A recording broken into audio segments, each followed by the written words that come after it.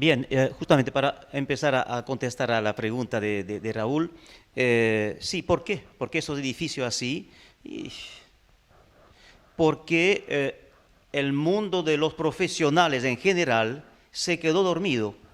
No se dio cuenta que justamente un arquitecto o un constructor debería primero ver el entorno, lo climático, el entorno. Adentro hay una vida que proteger y regreso siempre a los mismos valores. Y entonces, ¿cómo puedo adecuar esto sin únicamente pertenecer a la civilización aprieta botón? Porque como muy bien dijiste, somos rehenes muy dependientes de la energía, entre otras cosas de la electricidad. Y parece que nos olvidemos de esto, es como del petróleo, somos completamente dependientes. Se cierra la canilla y el mundo está de rodillas. En la electricidad la misma cosa, en lo cotidiano. Entonces, bueno, esto es un tema importante y hay que reconocer que mucha responsabilidad cae sobre los profesionales que somos, porque compartiendo lo que estamos compartiendo a nivel convicciones en este tema y hablando con colegas, sabemos el eco o el no eco que tenemos enfrente. ¿Qué tal, Che? Dice, qué interesante, Che. Y va a seguir haciendo exactamente lo mismo. ¿Eh? Eh, un pequeño punto técnico justamente referente a esto. En Paraguay estamos, por ejemplo, construyendo con ladrillo común. ¿Eh? Un ladrillo común que llamaremos de Tobatí, por ejemplo, para tener Una referencia. una pared así. Cuando estamos simulando, por ejemplo, temperatura de 40 grados afuera, a la sombra, en 4 horas pasa el pico de temperatura adentro y estamos llegando más o menos a 33, 34 grados en la superficie de la pared. En 4 horas llegamos a más o menos 33, 34 grados en la superficie de la pared. En la No, superficie interior de la... interior de la pared, no expuesta al calor, al sol, únicamente al calor. 40 grados, simulando esto. Es Cuando, muchísimo, eso hay que decir claro, que tiene una tramitancia térmica muy alta. puro. La misma cosa se pone exteriormente una aislación térmica de 10 centímetros de un cierto coeficiente de conducción térmico, 10 centímetros. Pasamos a 7, 8 horas de desfase entre el pico máximo afuera y pico adentro y llegamos a 27, 28, metemos 28 grados. ¿Tá? Entonces, para llegar y para justamente reunirme contigo a nivel, tenemos que compensar muy poco con un método X de aire acondicionado o otro tipo de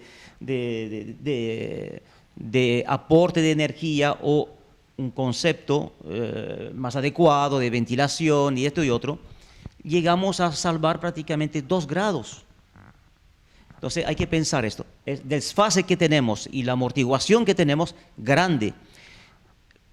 Es un pequeño esfuerzo con grandes logros. Y eso son lo que estamos estudiando y simulando en la realidad con nuestros materiales. Se puede realmente lograr cosas muy importantes y bajar drásticamente la factura energética.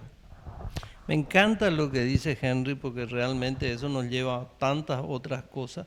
Pero primero quiero pasar un chivo, si ustedes me permiten. Este es un esfuerzo de Ecocultura Televisión y la Asociación Paraguaya de Arquitectura Bioclimática, que nos hemos unido en esta iniciativa para, bueno, tratar de acercar un poco a la ciudadanía el tema de la arquitectura bioclimática. Con respecto a lo que nos dice Henry, eso que él señala muy bien, eso se llama, corregime si estoy equivocado, Henry, el retardo térmico. Es decir, el tiempo que le lleva al calor para atravesar un muro, un techo o algún elemento que se pudiera poner en su camino, ¿verdad?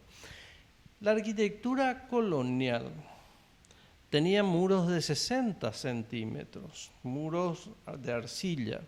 La arcilla es un excelente conductor térmico por su propia naturaleza, Pero con los 60 centímetros o más, ellos lograban lo que explica muy bien Henry, o sea, que el calor de afuera llegara adentro a las 6, 7 de la tarde, cuando ya la temperatura estaba descendiendo y entonces ese proceso servía para equilibrar la temperatura interior. Nosotros decimos que eran unos chambones porque ¿cómo es posible que no hayan podido construir con un ladrillo de 15 centímetros como hacemos nosotros, unas paredes delgadísimas?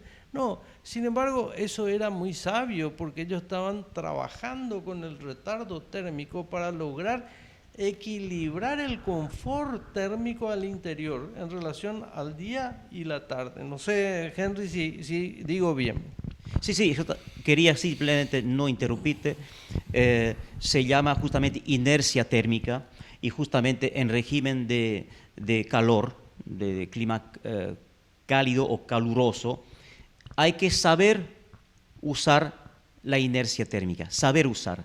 Y la inercia térmica implica también una parte de aislación y otra parte de almacenamiento de calor, porque la inercia quiere decir, está jugando en el tiempo y también en amortiguación. Una pequeña, si exageramos en la inercia térmica, por ejemplo, en Europa se dieron cuenta, los que estuvieron por Europa justamente sabemos que hay iglesias con paredes de 1 metro de ancho bueno. Y siempre en verano cuando uno está entrando es fresco adentro, perfectamente bien. Ahora, con asunto de cambio climático, de vez en cuando estuvieron sometidos en temperaturas altas, más altas de costumbre, y durante un tiempo más largo, 15 días, 3 semanas. Y resulta ser que fue almacenándose calor dentro de estas paredes con hiperinercia térmica, con gran capacidad de almacenar calorías, y cuando pasó la ola de calor, seguía restituyendo calor adentro. Entonces hay que saber balancear en función del lugar, en función del uso, en función de los métodos. No tenemos solución milagro en la arquitectura. Esta casa será tratada para mejorarla de manera distinta que la vecina porque son parámetros distintos, objetivos distintos, plata distinta. Entonces es esto. Tenemos que saber adecuar, pero sí, la inercia tenemos que tener en cuenta y sobre todo en países como lo nuestro. Sí, esto nos lleva a otro tema que también está vinculado y relacionado. Cuando uno habla con la gente, digamos, en una conversación de la calle, la gente dice, bueno, pero en el Paraguay siempre luego hizo calor y hace calor y este es nuestro clima y ¿qué vamos a hacer? Tenemos que aguantar esto. Esto nos lleva a preguntarnos, ¿tiene que ser así? O sea, ¿siempre fue así? Nosotros que ya peinamos canas, Marcelo es muy jovencito, o sea, pero alguna referencia puede tener también. En aquellas casas de la década del 50, 60 en Asunción, con techos altos, con cielo raso, en Paraguay ya hacía calor. Quizás no estos picos que tenemos ahora por efecto del cambio climático, pero ya hacía calor. Y esas casas eran confortables, eran frescas. El aire acondicionado aparece en Paraguay a mediados de los 70. Empezaron algunos edificios, muy pocos, a utilizar aire acondicionado. Pero durante todo ese tiempo se vivió y la gente sobrevivió y vivió confortablemente y se disfrutó de los espacios intermedios, de los espacios exteriores, ¿verdad? Poco esto, ¿de dónde esta idea de la arquitectura bioclimática que hoy nosotros creemos que es algo tan nuevo, tan actual, tan posmoderno?